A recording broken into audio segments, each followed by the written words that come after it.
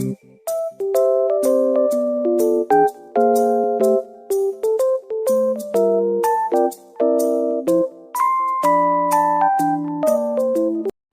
sini saya akan menjelaskan tentang kerjasama.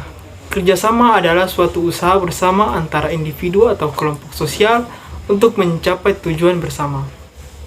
Kerjasama dilakukan sejak manusia berinteraksi dengan sesamanya.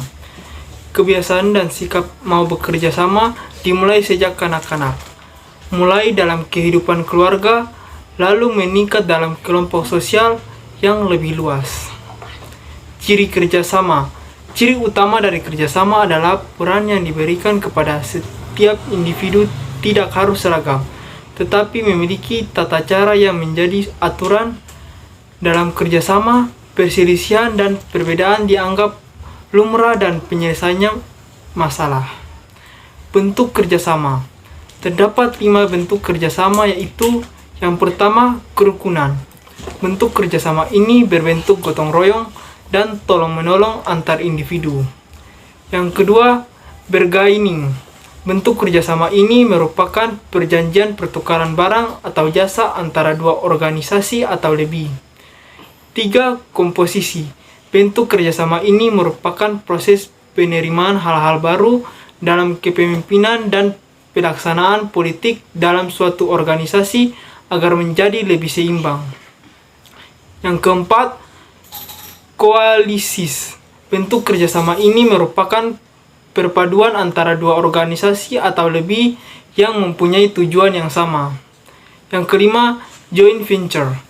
Bentuk kerjasama ini terjadi dalam proyek-proyek besar untuk menyukseskan suatu tujuan yang membutuhkan kerjasama dari berbagai pihak dengan latar belakang yang berbeda. Ini saya akan menjelaskan apa itu kompetisi. Kompetisi adalah aktivitas dalam mencapai tujuan untuk mengalahkan seseorang atau kelompok.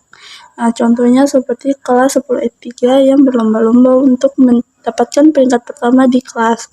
Nah, tujuan dari kompetisi itu untuk membuat kita semakin kuat, tidak mudah putus asa, sehingga sukses karena hasil yang kita miliki. Dan tujuan lain dari kompetisi ini adalah untuk membuat kita mendapatkan relasi. Konflik sosial atau pertikaian adalah bentuk interaksi sosial disosiatif yang terjadi karena adanya perbedaan paham dan kepentingan antara individu atau kelompok.